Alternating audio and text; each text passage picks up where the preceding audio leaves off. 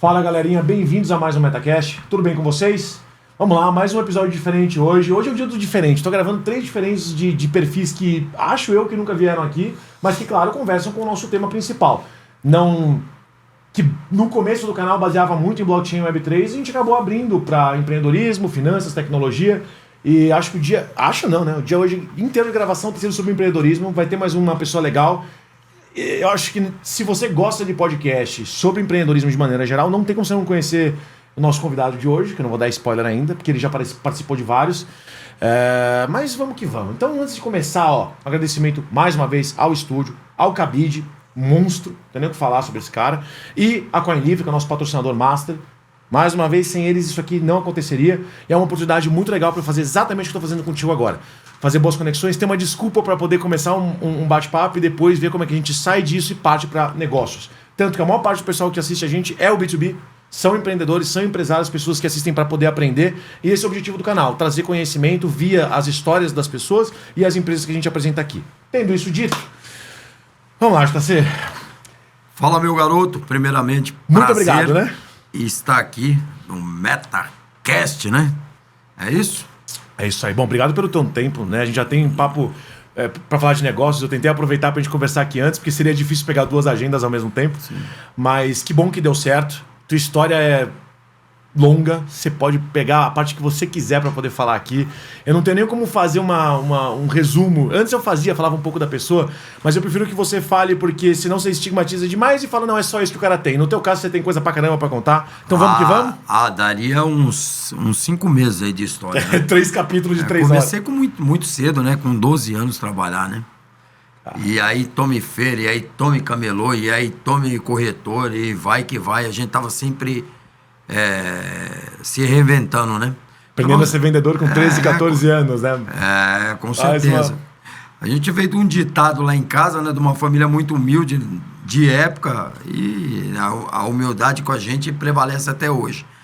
Mas... De fato, você é um cara bem... Apesar de participar de bastante podcast, você é um cara low profile. Não é aquele cara que sai desfilando por aí com o que tem e com o que não tem. E eu acho que é justamente por isso que você tem uma carreira que você acabou construindo tanta coisa na sua carreira, né? Sim. Foca no negócio, foca em fazer as coisas acontecerem e menos em aparecer pros demais, né? Porque... mas faz parte, né? Mas acaba aparecendo de qualquer maneira. Uhum. É um país... Mas do bom jeito. Do modo bom, né? Mas é isso aí. Acabei virando feirante quando era pequeno, depois virei catador de bolinha de tênis. Depois fui trabalhar no Ceasa, aí depois... comecei a inventar rifa na época. Com 15 anos já tinha uma empresinha de vender rifa. O pessoal ia lá e pegava aqueles ursos, aqueles relógios grandão, e a gente dava um pro vendedor, né? E vendia a cartela na rua. Enfim, inventei 1001 coisas, mas a gente sabe, como todo mundo, que o país para empreendedorismo não é fácil, né? Então, baixei, levantei, quebrei, subi, desci, mas também... quebra de novo. Mas faz parte, o quebrar também faz parte de você construir uma carreira sólida futuramente, né? Porque a gente aprende na marra. Tava falando isso justamente, criar casca. Casca. Que é o mais importante, que isso daí é só a vida que nos ensina dia a dia. E assim, vamos lá. Quando a gente fala de criar casca, conforme você vai crescendo na vida como profissional, até financeiramente, os problemas vão ficando mais sérios e mais complexos de resolver, assim como as responsabilidades também, né? Passar pelos 3 anos que a gente passou aqui de pandemia, quem que sobreviveu? Não é o filhinho de papai, não. Imagina. Não é o herdeiro. Quem sobreviveu foi quem criou casca há muito tempo. Eu mesmo, tô falando por mim mesmo. O que eu tava fazendo naquela época, eu não tinha experiência para fazer. Eu tinha experiência no mercado, mas do jeito que eu tava fazendo, eu não tinha tanta experiência. Eu infelizmente quebrei. Era uma coisa que dependia muito de interação pessoal, né? Produção de conteúdo num espaço físico. E quando aconteceu aquilo tudo, ficou muito difícil para mim, que não era experiente na área comercial, de trazer clientes de uma maneira diferente, que não colocasse ninguém em risco. Coisa que era quase impossível, né? E os que sobreviveram, assim como você, que é a tua carreira, né? Enfim, a pandemia pra mim tinha foi muita casca. Lição também. Na pandemia, eu quebrei 3 restaurantes de uma vez. Vamos chegar lá, né? Como é que... Porque eu já entendi, né, do começo da tua carreira, quando você chegou no restaurante. Quebrou, saiu, quebrou, fechou, abre restaurante, fecha restaurante, enfim. Mas é o que você falou, cria a casca mesmo, essa é a palavra certa. Essa é a palavra certa, a gente acaba se reinventando mesmo, não tem pra onde correr. E, cara, eu sou grato. Mas você aprendeu com sofrimento, eu não quero aprender com sofrimento. Eu acho que se as pessoas ter tudo na mão, que nem você falou, que nessa pandemia não foi o filho de papai que quebrou. Filho de papai, entre aspas, né? Porque hoje em dia tá muito difícil, eu acho que todo mundo tem que trabalhar. Mas assim, quem se reinventou mesmo foi o da lida mesmo, do dia a dia, da batalha, aquele que não teve as coisas de graça na mão, aquele que teve que buscar para dar um sustento em casa, entendeu? Esse que se reinventou. E eu vou te falar mais uma coisa, depois dessa pandemia, o mundo jamais será igual. Independente de que você se reinventou ou isso, aquilo, o mundo jamais será igual. As interações mudaram, né? Mudaram muito. A exposição de tempo, os dia a dia de trabalho. A moeda. Mas não trocou o real, mas trocou. Trocou, não trocou de nome. Mas se não fosse por esse período, não estaria no que a gente está agora, né? Com o certeza. Pix, o Open Finance, agora o que vai ser o Drex. Tudo isso aconteceu nesse meio tempo. Aconteceu no meio tempo. Então, aí acabou todo mundo se reinventando. Mas foi triste. Foi triste. E digo mais, eu concordo com você na parte do o mundo não vai ser mais o mesmo. E isso não é aqueles tipos de frase solta completamente. Não é, porque a gente viu o mundo inteiro passar por uma situação onde não tinha credo, cor, dinheiro. Todo mundo se ferrou igual. Todo mundo se ferrou igual. Então, assim, eu acho que deu uma... Sabe aquela expressão de água bater na bunda? Sim. Eu acho que para todo mundo, não importa que país você morasse, não importa quanto dinheiro você tenha. Gente, nós somos seres humanos frágeis e a gente vai ter que correr atrás para poder fazer as coisas acontecerem. Não importa onde você tá. Claro, teve gente que se prejudicou muito mais, óbvio. Mas eu acho mas o mundo deu uma acordadinha, eu acho que o mundo nunca mais será igual. Mas eu acho que muita gente, eu falo do empreendedor, canibalista, aquele que viu a desgraça do próximo e acabou sublocando vantagens para poder crescer na vida. Uns com coerência, outros que fez questão de acabar de matar, entendeu? Então aquela bússola moral completamente ferrada, né? Pelo amor de Deus. Exatamente. Então é assim, é ser humano, né, cara? Tá muito complicado. Ontem eu tava pensando num negócio que até meus amigos até falaram, deu risada, né?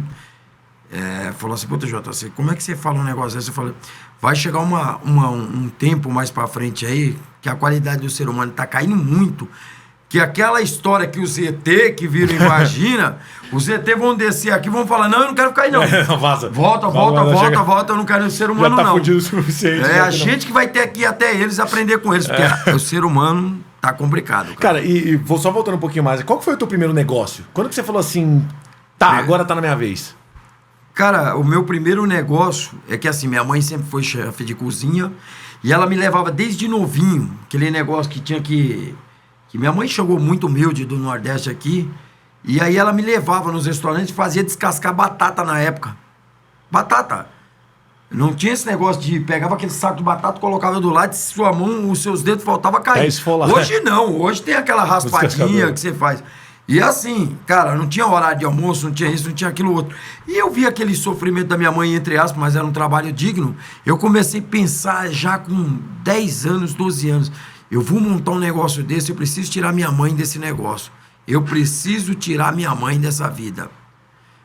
Pô, minha mãe sempre carregou. Minha mãe tinha 12 irmãos, chefe. E ela foi a pioneira de trazer todo mundo e começar... Graças a Deus todo mundo se deu bem, outros já não estão mais entre a gente aqui, já se foram, mas graças a Deus todo mundo se deu bem. Trabalhar para 12, meu Deus. Para 12, né? E foi trazendo um para São Paulo, outro e foi indo. E aquilo foi...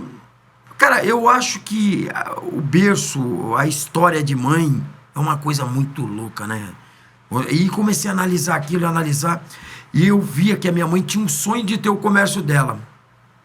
Mas ela tinha que trabalhar muito. E aí eu já falei, vou trabalhar de noite para catar bolinha na quadra de tênis, vou fazer isso, vou fazer aquilo. De manhã, feira de pastel. Porque na minha época, o que acontecia? Não discriminando. Na minha época não tinha muito esse negócio de pede que tem hoje. Que é o tal do pede, que é o pessoal encosta e pede, não quer trabalhar. Na minha época, muito novo, eu já ia para as feiras ali, fazer aqueles carretos de mão. O que é carreto de mão? Você queria ajuda a comer, carregar o pessoal. você queria comer um pastel ali, não tinha aquele negócio que a pessoa dava. Não, você esperava aquela senhora Claro. para ir até o carro com a sacola, os seus dedos iam caindo, porque novinho, mas você recebia aquela gorjeta, aquelas moedinhas que fazia diferença. E o japonês da feira, ou que é quem tinha, ele não dava o pastel, ele esperava você comprar. Então ali fazia os jovens, as crianças forte, seguir para o mundo forte ali. Então, você ia comer um pastel, não é que nem hoje que chega, tia, paga um pastel, ô tia, eu não estou falando que não tenha que dar, longe de mim. Mas é assim, não estão ensinando mais como plantar, como colher, entendeu? As pessoas estão dando, Cara, eu não e essa poderia concordar mais juventude... contigo, cara. Até hoje, às vezes eu tô num supermercado, comprei um pouco mais de coisa que eu imaginava, falei, putz, mano, eu moro aqui do lado, mas vai ser pesado, porque tá com uns 30 quilos aqui, vai ser pesado eu colocar sozinho, mesmo que seja só 3, 4 quadras. Claro. Aí você vê um moleque lá pedindo, meu irmão, é o seguinte, em vez de eu te dar R$1, eu te dou R$10. Mas você me ajuda a carregar até em casa? Sabe o que você Chegou deve lá em ter casa, escutado? vou lá.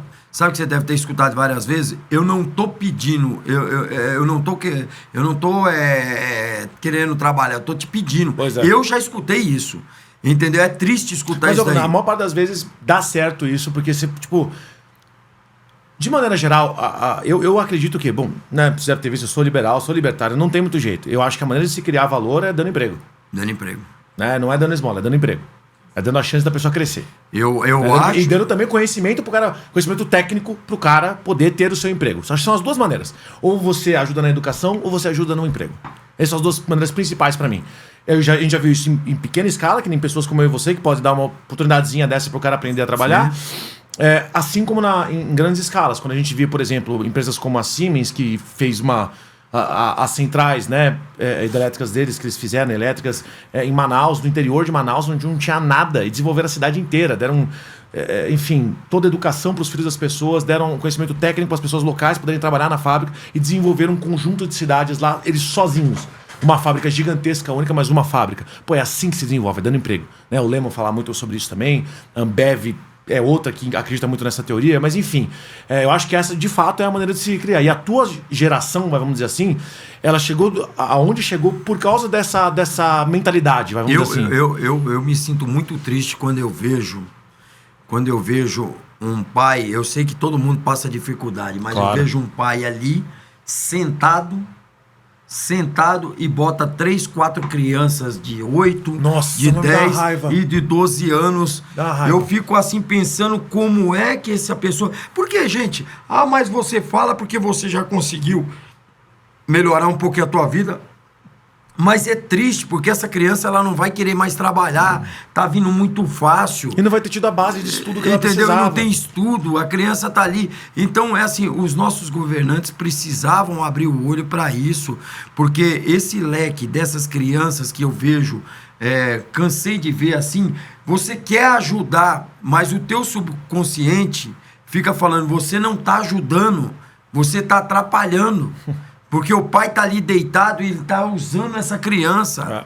Ele tá usando essa criança. E não são todos, mas 80% hoje do pad-pad existe uma estrutura de bandidagem em cima dos mais velhos, explorando os mais novos. E isso E o que essa criança triste. vai aprender? Quando ela ficar mais velha, ela vai fazer o quê? Vai fazer a mesma coisa com os deles. Nada. Outro dia, assim, só para encurtar o assunto, porque se a gente for falar disso, tá alastrado. Perto dos restaurantes meus, o que acontece? Tem uma mulher lá que, coitada, a criança tem Down, não consegue andar. Outro dia eu passei, ajudei, outros passam, mas ela tá ali já há 2 anos com aquela criança, ela andando. Uma pessoa nova, entendeu? E a criança assim, debaixo do sol. E um dia eu parei e indaguei ela, eu falei assim... O porquê que você não... Eu consigo gente lá da prefeitura para você botar essa criança para ser cuidada, né? Porque precisa de cuidados especiais. Isso. E tem perua que disponibiliza, que vai buscar. E aí eu consigo arrumar um emprego para você num restaurante lá, para você lavar uma louça. Daqui a pouco te paga um curso para você virar uma cozinheira. Você vai ganhar um salário legal. Olha...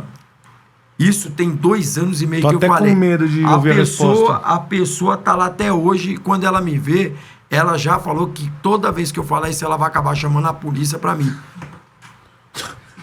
E se você vê uma criança que nem sabe o que tá fazendo ali... Só pra fechar esse negócio, olha, a notícia, triste, eu vi essa notícia hoje de manhã, que o Carecão Supremo lá determinou que em Balneário Camboriú, se você tentar, enfim, ele falou coagir, mas tá tão ampla a decisão dele, se você tentar de alguma forma interferir com moradores de rua, você vai pagar 10 mil reais de multa. Ele não deu uma saída, ele não falou sobre o que fazer sobre isso. Então, quer dizer, se você, indaga uma pessoa dessa, vai lá, talvez, leva para um lugar, para outro lugar para poder ajudar, você está removendo a pessoa de lá, vai pagar 10 mil reais de multa. Então, assim, então, é mais um estímulo para não fazer nada. Então, assim, aqui é triste, que tá ajudando? É triste a gente falar de política, porque no final, essa partida de futebol deles aí, de um contra o outro, no final eles acabam tomando lá daqui 5 anos a cervejinha deles junto e quem sofre é a isso população. Isso é coisa do Supremo, não é nem executivo, é o Mas Supremo. eu vou te falar uma coisa pra você, cara, infelizmente nós estamos partindo para um mundo que a gente vai pagar os pecados fortes por educar as nossas crianças desse jeito. E assim, você querer fazer as coisas certas hoje em dia, você é penalizado. Eu tô te falando que eu tentei 2 vezes ajudar essa moça. Falei, eu vou falar com um cara que é secretariado lá. A criança não consegue andar, a criança tem síndrome de Down, precisa de ajuda embaixo de um sol de 39 graus, aquela mulher com aquela criança. E outra coisa, ela arrasta a criança de um lado para o outro, ela estica a sua mão. Não é que ela quer vender uma balinha, não é que ela quer vender uma água. Ela usa de muleta a criança. Ela quer usar a criança. É o que está acontecendo agora. Agora todo mundo viu que criança já pegou essa moda, agora estão enfiando um monte de cachorro dentro de um carrinho para pedir dinheiro. Porque sabe que o pessoal já não está aguentando mais ser humano e estão indo para os animais, que é a coisa mais verdadeira do mundo. Dá dinheiro para comprar ração pro cachorro. Aí dá dinheiro para comprar ração pro cachorro. Então você vai na Cobase, eu tenho um animal, você vai na Cobase, tá o cara lá com 10 cachorros, com 5 pacotes de ração, cara. E um dia, volta a falar, eu abri um pacote, porque eu também fui vítima disso daí. Eu abri um pacote porque você olha os cachorros triste, magro, e você fala, estão com fome. Mas o que acontece? Eu abri o pacote e falo, não, eles acabaram de comer, já não precisa. Por que ele pediu para não abrir? Porque ele vai vender. Exatamente. Ele vai repassar. Então eu acho... E ainda comprar droga e pinga com isso, né? Num país que eu mandar... Olha, eu vou te falar uma coisa. Num país que eu mandasse, que eu acho que mesmo mandando nesse país aqui, eu acho que se matar até as baratas desse país não tem mais conserto. Eu vou te falar uma coisa pra você, meu amigo. No país que eu mandasse, como pode você aplicar um crime que quando o cara vai roubar com menor, ele assina lá um crime lá que é corrupção de menores, né? Por que você pega uma criança pra tomar dinheiro com ela, explorando a criança ali, e essa pessoa não pode ser enquadrada como exploração? Esse cara é quase um formador de quadrilha, né? Entendeu? Você pode pensar, você tá pegando menores de idade pra pegar dinheiro pra você ir lá e comprar droga. Se isso não é formação de quadrilha, eu não sei o que é. É a mesma coisa, na cadeia o cara fica preso lá, o cara tem um salário lá. A mulher tá preferindo ficar com o cara preso lá e fazer 5 filhos, mas que ele ganha 5 pau por mês. A prisão é pública, né? Não é público-privada, não é gestão privada. Então o cara não precisa trabalhar lá dentro. Ele passa o dia inteiro pensando como é que vai dar golpe em alguém. Eu vou te falar uma coisa, faz tempo que o poste tá correndo atrás do cachorro pra mijar. Já tem um bom tempo isso daí. Eu já tenho um certo... Não é que eu estou velho, mas já... Cara, você começa a desanimar, mas eu vou pro Nordeste, quero morar em praia porque eu não quero ver mais gente. Cara, mas as contas onde você for, vai. Vai junto. E tá geral, cara. Você olha aí, não fizeram nada pra bloquear essa merda dessas drogas aí na rua. É de dar pena, você vê criança de 10, 12 anos no crack, porque os nossos governantes aí, a maioria deles colocaram panos quentes em cima, tomaram o dinheiro, porque a maioria deles vivem desse dinheiro, porque se acabar com isso, para de circular um dinheiro. É triste, cara, é triste. E assim... Eu tô vendo, claro, né, até agora a gente acabou entrando em assuntos mais... Uma esfera diferente, mas é porque a gente empreendedor... Não, fica tranquilo. O cara fica na frente da minha loja. Porque eu vou te falar uma coisa... Eu tenho um ranço natural, não tem? Eu tenho loja. Eu não posso mais pegar, por exemplo, agora eu tô fazendo uma imobiliária aqui. É um podcast JCcast, é a imobiliária minha, na frente, né? O que acontece? Onde tem restaurante, onde isso, aquilo, outro que eu tinha... Eu, infelizmente, o pessoal falou, JC, você vai preso se você tirar o cara daí dentro. Várias vezes eu chamei meu garçom e falei, cara, o cara tá em cima da mesa do cliente lá, fumando cigarro em cima da mesa do cliente. Aí um dia deu uma confusão lá com um gerente meu, chamou a polícia, o policial chegou e falou, ó, infelizmente, cara, você não pode tirar ele daí dessa maneira, cara, aí dentro, você tem que conversar. Mas caramba, mas o meu cliente não vai vir mais aqui, cara. O cliente já deu um negócio pra ele, o cara tá bêbado em cima. O que eu faço? Te juro, infelizmente, se eu for seguir todas essas leis aí, eu vou falir. Tu tem que pagar pra ele sair. Porque o cara tá aí, que nem tá o centro aí. É um crime isso daí, um quanto de investidores aí venderam para comprar aí e estão aí, só que ninguém debita o IPTU, ninguém fala essa merda dessa Cracolândia aí, quem fez essa merda foi nossos governantes. E aí esse pessoal, essas senhoras coitadas que precisam do plano de saúde aí para pagar, que são caros e depende de alugar o seu imóvel, tá aí. O imóvel não aluga, claro. Daqui a pouco a prefeitura tá tomando porque não pagou o aluguel. Então é assim, alguém precisa fazer alguma coisa. Infelizmente, cara, assim, eu tava conversando agora há pouco, inclusive, das dificuldades que é empreender no Brasil, né? Mas isso já tá falando de maneira geral, até uma startup. Imagine então, e acabamos de falar, inclusive, com o presidente da CDF, da CRJ, então o comércio é pior ainda, né? Vocês estão infelizmente... no relento em relação a tantos outros temas que deixam cada vez mais difícil de empreender. Eu tô ouvindo um pouco o que você tá falando, sem um pouquinho de cabeça. Você tem negócio em várias áreas diferentes, mas muitas delas têm essa mesma exposição. O espaço físico que, infelizmente, tá à mercê de políticas públicas ridículas, de pessoas que, infelizmente, foram educadas da pior maneira possível. E aí, educação, não tô falando de educação formal, tô falando de novo, a criança que era abusada pelo pai para poder pegar dinheiro. Então, assim, mais uma vez, né? Você tá exposto a muito mais problema do que negócios, serviços que não tem ponto de venda, né? Então, eu consigo entender um pouco do porquê que você tem esse ranço. Assim, eu particularmente, por exemplo, o meu sonho era ser dono de uma rede de bares e restaurantes, porque era o meu sonho, é aquilo que eu empreguei na minha cabeça. Só que assim, cheguei até ter 4, 5, só que fui voltando para será que vale a pena? Será que eu não vou ter um infarto? Será que não sei o quê? Porque o que aparece aqui é só gente para multar, o que aparece é só impostos, é só aumento de aluguel, então você vai diminuindo. Mas, cara, hoje, ser empreendedor nesse país tem que ter coragem de mamar em onça. Já viu ter coragem de mamar em onça? É isso aí. E me fala, me dá uma geral, né, do que a gente já falou até agora, enfim. Os negócios que você tem hoje, os que você passa mais tempo administrando e investindo, e enfim, de que áreas a gente está falando? Você já falou sobre restaurantes? Cara, eu sou empreendedor da parte de restaurantes, agora estou empreendendo na parte imobiliária, também mexo com a parte de reforma um pouco, e também tem uns patrocínios de algumas coisas que eu faço para algumas empresas. E o que acontece? A gente percebe que cada dia mais a mão de obra está escassa. Eu, por exemplo... Qualificada, então? Qualificada é quase zero já. Quase zero. O problema é que é o seguinte, com essa educação que os governantes nossos veio dando, o que acontece? Você não consegue mais, você pega um cozinheiro hoje, ele não consegue ficar mais 3 meses no lugar. Rotatividade também. Rotatividade total. Ah, mas você paga? Paga. Mas você paga bem? Você paga como ele merece. Ele é bom, a categoria dele recebe isso. Entendeu? Mas mesmo sendo bom, porque o cara não fica naquele, aí ele recebe proposta desse outro, aí o outro, olha, o cara me ofereceu tanto. Acha um cara bom, vai pulando. Ele fica na escassez. E não tem mais a noção de lealdade, né?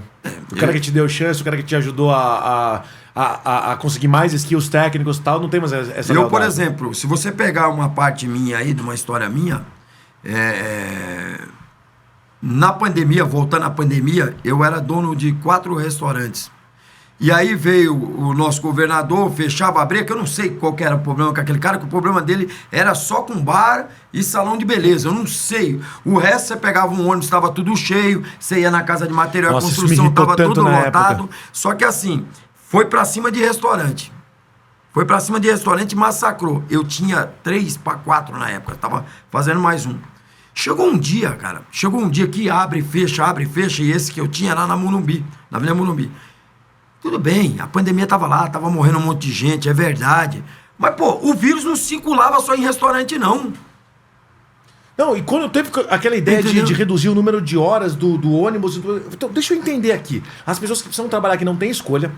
Ao invés de poder se distribuir entre vários ônibus diferentes em horários diferentes, agora reduziu o tempo do ônibus. Então, ou seja, é o governo obrigando as pessoas a se amontoarem. Eu queria saber quem que é a pessoa que trabalha nessa repartição pública, que teve essa ideia maravilhosa. Mas vocês querem o quê? É matar mais gente? Esse é o objetivo. Porque parece que o objetivo era matar. E realmente... E eu vou te falar uma coisa, tem amigos meus que se matou. Não, o cara que é empreendedor se matou. Restaurante, né? Eu lembro naquela época. O restaurante só pode ficar aberto até as 8. Ou até, sei lá, que horas for. Eu fiquei pensando, mas se ficar aberto por mais tempo, as pessoas não se distribuem por mais tempo? Não vão poder ficar em mesas mais separadas porque ela pode escolher horários diferentes? Agora... Então você pega e bota o tempo de abertura de um restaurante e fecha pra todo mundo ficar no mesmo tempo, no mesmo horário? E ainda obriga o dono do restaurante a ter a distância mínima. Ou seja, você tá querendo que o pessoal vá falir. Agora, o que acontece? O pior não era isso. Por exemplo, eu tinha um restaurante que cabia 40 pessoas sentadas. Aí veio a lei do distanciamento. Você tinha que distanciar as mesas. Quer dizer, automaticamente, o que eu fazia? Eu reduzia o número de sentados para 40. Só que a conta não fechava, porque os garçons não podiam mandar os 8 que eu tinha embora. Olha, escuta, eu tô mandando 4 embora aí. O que acontece? Aí você tinha aquele negócio do tal do álcool e gel. Aí você tinha aquele negócio da máscara no cara. Aí você tinha não sei o quê. Então, quando o cara... Aí daqui a pouco inventaram o tal do QR Code. Agora você tem que colocar o QR Code. Já era uma plataforma que você gastava um dinheirinho. Agora, o governo diminui o PTU teu? Nada. Pra você poder bancar isso? Diminuiu a carga de imposto? Não, nada, né? Nada. Pelo contrário, os alimentos aumentaram. Chegou uma hora de um gel, um álcool gel, numa mesa, custar R$30 por mesa. Um absurdo. Sabe o que eu fiz? Eu fiz uma faixa, depois eu vou te dar o direito de você ir lá no meu Instagram, eu fiz uma faixa grandona, que eu estava perto do Palácio do Governo, eu coloquei lá, fiz uma gravação, mandei os funcionários embora, abaixei a porta automática e coloquei uma faixa de 5 metros lá. A partir de hoje estou fechando o restaurante, não aguento mais. Vocês, cobradores de água e luz, coloquei lá Enel, Sabesp, vocês vão até a Avenida Morumbi, no Palácio do Governo, e cobrem dos seus governantes, porque aqui ninguém vai tirar mais água e luz, eu não vou pagar. Porque o que acontece? O cara mandou todo mundo fechar, o cara mandava fechar, só que os caras que iam lá, que estavam multando, que estavam tirando o negócio lá, da água e da luz, os caras chegavam sem máscara lá e anotavam e tá aqui a conta e acabou. Então é assim, aí você ia no mercado, o mercado fazia assim, vai faltar papel higiênico, puf, vai não sei o quê. Cara, uma escassez violenta e mastigaram, acabaram com os donos de bares e restaurantes, acabaram. Eu tenho amigos comércio meus... de maneira geral. Eu tenho amigos meus que os caras... Um deles deu um tiro na cabeça porque o cara se viu com uma dívida de faculdade de filho, perdeu 4 restaurantes, aluguel caro, o cara não aguentou. O cara acabou se matando. E aí, alguém que fez isso daí tá indo lá dar um suporte para a família? Ninguém tá dando. Então, assim, tudo nesse país aqui passa, acaba. Porque é mais fácil o cara falar do futebol, quem fez o gol, quem fez não sei o quê, mas passa. O empreendedor, cara, ele sofre muito. Eu falei esses dias da história do Abílio Diniz. Um cara desse ajudou o país a crescer. O cara ajudou o país a crescer, o cara construiu, o cara trabalhou, não sei o quê. Ninguém fala mais do cara, ninguém fala mais de fazer uma rua do cara. Aí o cara fez um gol de uma bicicleta que deu lá, faz o gol de não sei o quê, faz não sei o quê. Eu não tô falando, eu gosto de futebol também, mas, cara, o poste que tá correndo atrás do cachorro pra mijar, volta pra lá. Tinha que fazer uma escola de empreendedorismo e negócio baseado na cultura desses caras. Né? Tem que chamar uma placa pra família, chamar lá, fazer um monumento desse cara. Esse cara ajudou o PIB do Brasil. De novo, centenas de milhares de empregos. Cara, eu fui um desses caras que trabalhei de empacotador na época do qual o Abílio Diniz era um dono do mercado que eu trabalhava. Porque hoje não tem mais, mas na minha época eu trabalhava de empacotador, que tinha um caixa aqui, você ficava lá atrás empacotando pela uma gorjeta. E vou te falar uma coisa que me irrita pra caramba. Eu peguei uma uma matéria hoje, não sei se era da Startupia, alguma coisa assim, que falava assim, a mais nova bilionária do mundo é brasileira. Aí tava lá o nome dela, não vou lembrar o primeiro nome dela, mas o sobrenome é Voigt, e ela é uma das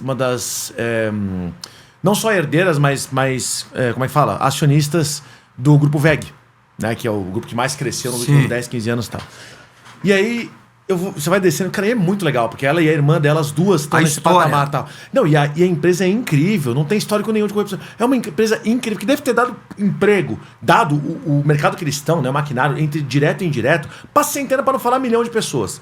E aí você vê os comentários lá embaixo, esses porcos capitalistas falando, você tá de sacanagem. Era pra erguer estátua do vô delas, né, que foi um dos fundadores e sócios. É pra erguer estátua. Esse cara, de novo, morreu com o pai. Quantas pessoas ele não deve ter qualificado como sustentou uma família de muita gente que comprou suas casinhas, que criou seus filhos. Indireto, cara, a gente tá falando de milhões de pessoas beneficiadas por uma empresa que até hoje tá aí, que é vista pelo mundo inteiro como algo a ser seguido. Mas aqui no Brasil é visto como um malvadão. Então, o policial que mata o ladrão, ele é visto como um malvadão. O empresário que enriqueceu porque criou valor pra sociedade é visto como um malvadão. Agora, o político, que não é jogo de soma zero, né? De novo, né? Todo o dinheiro que eles têm, esse daí, que independentemente se é corrupto ou não gera valor pra absolutamente ninguém, esse é Deus. Esse é Deus. Esse você endeusa. Né? E aí, de novo, né? Agora eu vou ter que puxar a sardinha, porque assim... Os valores foram investidos. O problema é a desigualdade social. Me desculpa, cara. Imagina. Pega os países liberais. A desigualdade é maior, mas todo mundo é mais rico. O problema é que você tem uma casta ali... Assim, você tem, né, todo mundo que tá pra cima e pra baixo, você tem um recorte ali de gente rica pra um capeta que nunca produziu valor pra ninguém. Esses deviam ser endemoniados. E não os caras que estão gerando valor. E não o Jorge Paulema, Beto Scupira, Marcel Telles, que fazem com que você possa hoje comprar uma Skol por R$ 2,49, onde em qualquer outro lugar do mundo uma cerveja básica tá valendo pelo menos o dobro do triplo disso.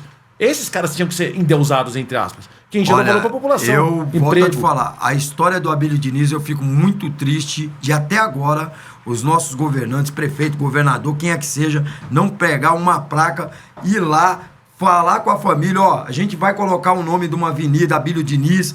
O cara tem história, o cara teve uma história assim fenomenal.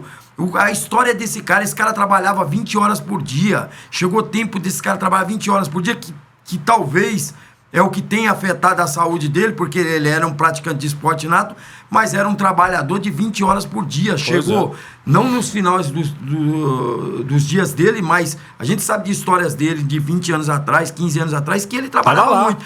E assim, o cara só pagou imposto, o cara só empreendeu, o cara ajudou um monte de gente, inclusive os bandidos, a crescer na vida aí.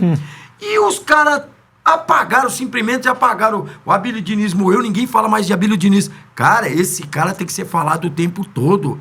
Esse cara tem que ir numa escola aí, primária, e tem que ter ele como matéria. Tem que ter como matéria. Perfeito. Entendeu? Perfeito. O cara, eu não tô aqui pra puxar saco de Abílio Diniz, ou quer que seja, mas ele é um exemplo mas é um empreendedor, é um cara que ele ajudou o país crescer. Sim, assim como o Silvio Santos também, que é um puta exemplo. Gente, a gente tinha que parar de aprender, Desculpa, tá? Muita gente aí vai me chamar de ignorante. Tá, mas assim, você quer saber Iracema? Ver Pocahontas ou ver Avatar é a mesma história. Vamos começar a ler história de grandes empreendedores do nosso país. Vamos aprender um básico. Tipo, sem brincadeira, eu estudei em um colégio particular. Sim. Tá, muito bom. Graças aos meus pais, classe média, mas batalhando pra colocar num puta colégio legal. Eu saí de lá querendo ser administrador ou, enfim, sem saber juros simples e compostos, tá? E eu era um ótimo aluno de matemática, sem saber. Eu não sabia nada sobre empreendedorismo. Nada. E olha que eu tava num colégio que não era esquerdizado nada disso, tá? Mas eu não sabia nada sobre finanças. Nada. E aí, você pode até ter gente que você pode conhecer, médicos que tem pós-doc, sei lá o quê, que não tiveram uma aula de finanças na vida.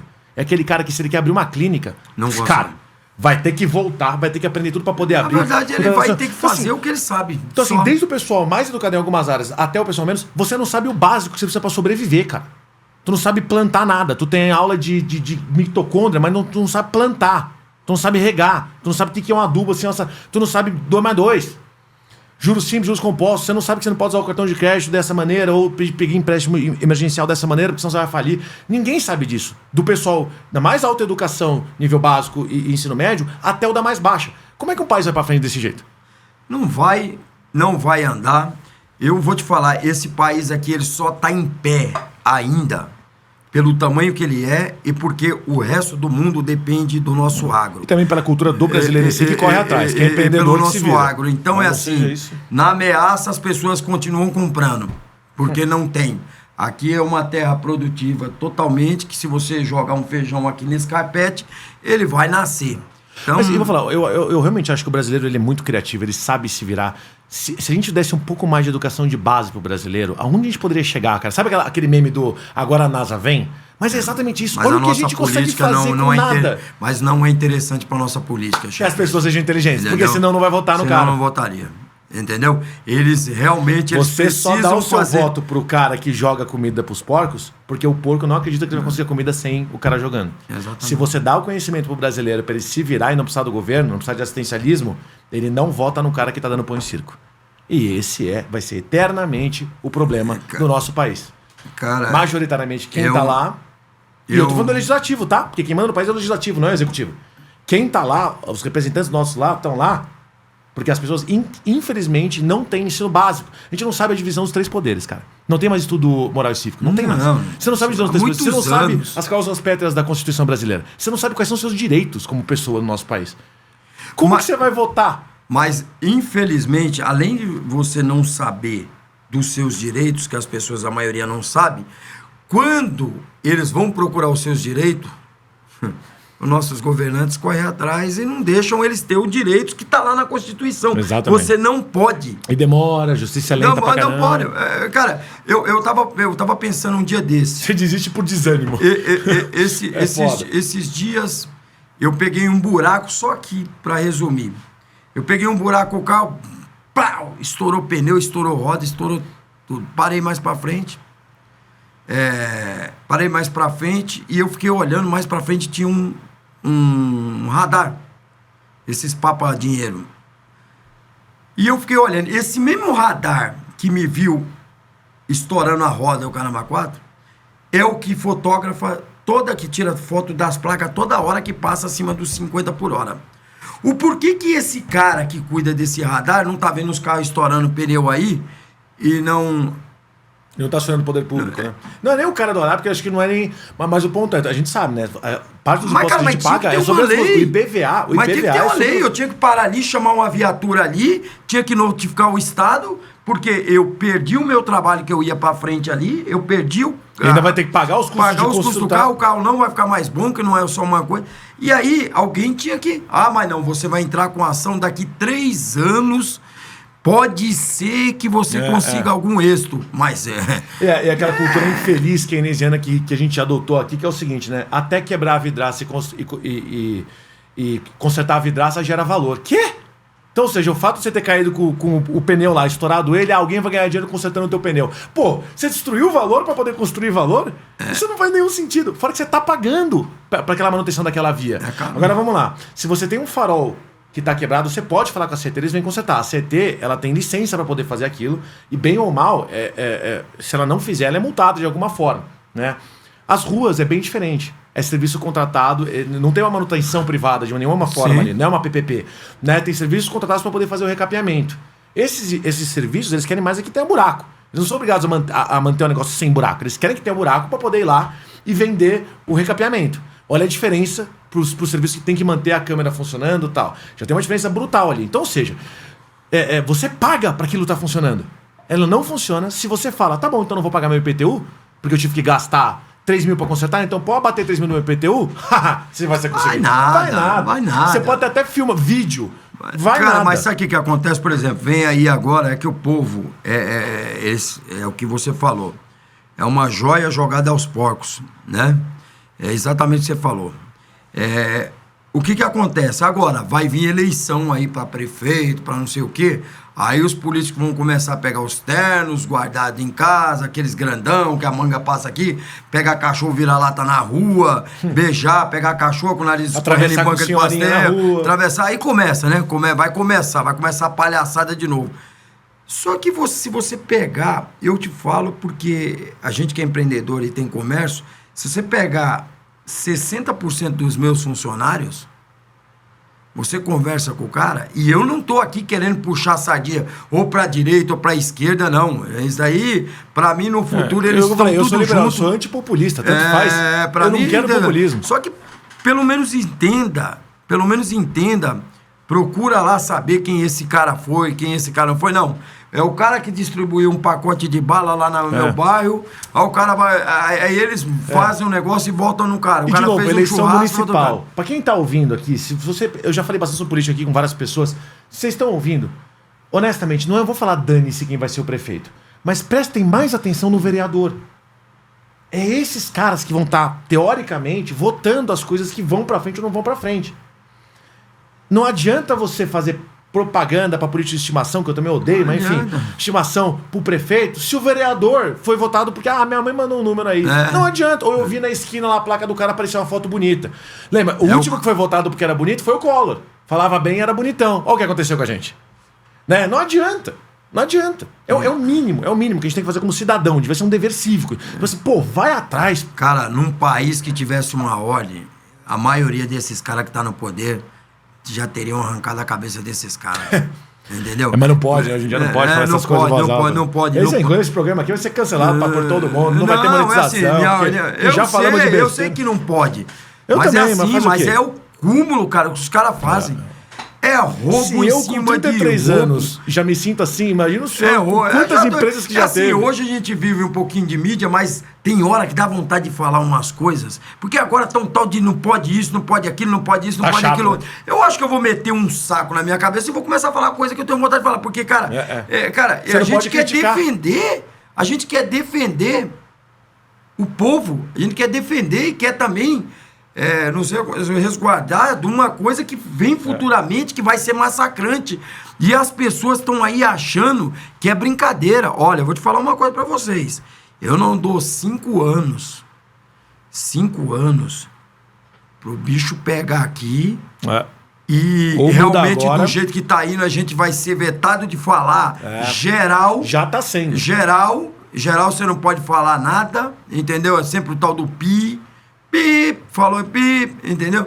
Desmonetização, quem vive disso total, tá ferrado. Eu acho Se criticar o judiciário ou criticar o executivo, agora você pode ser, inclusive, perder canal, também não pode mais. Agora quando liberdade de expressão que se dane. Agora, quando você vai, eu acho engraçado que é o seguinte, a gente entrou num caminho de falar de empreendedorismo, que é o teu negócio. Só que o empreendedorismo está correndo junto ali com a política, porque você precisa de ter uma base ali sustentável para você não quebrar. Isso não acontece. Confiança jurídica, confiança nos contratos e saber, de maneira geral, agora eu te pergunto uma coisa. Por que a gente não pode falar?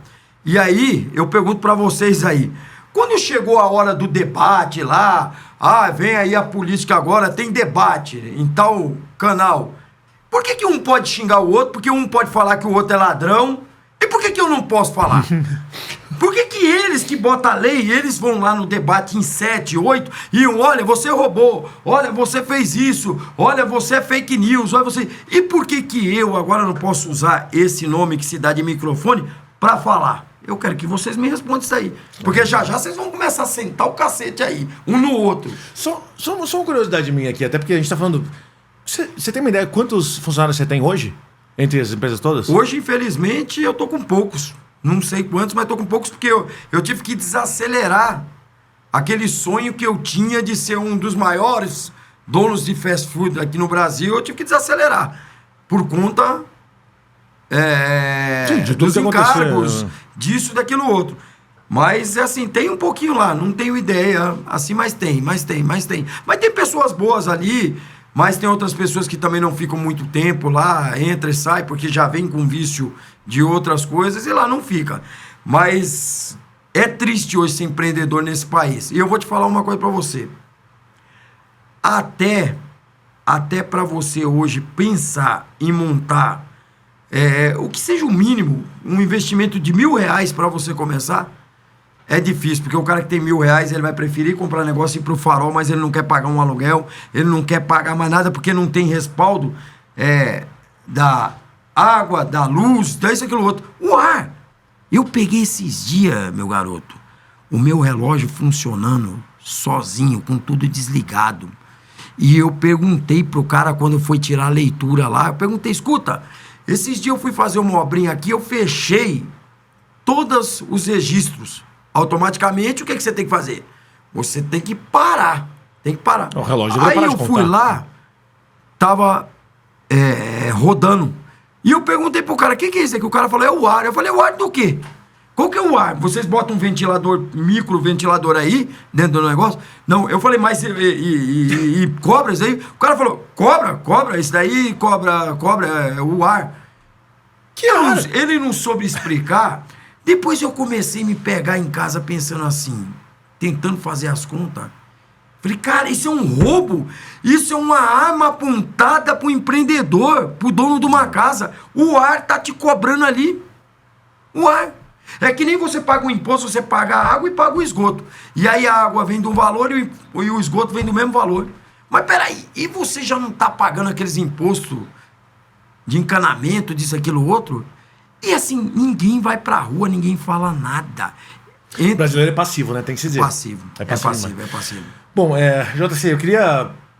Enfim, pergunta final, né? Porque a gente tá chegando no final do nosso programa. Uma mensagem ficou muito clara aqui. Eu também sou do tipo que eu não me conformo com muita coisa do que está acontecendo.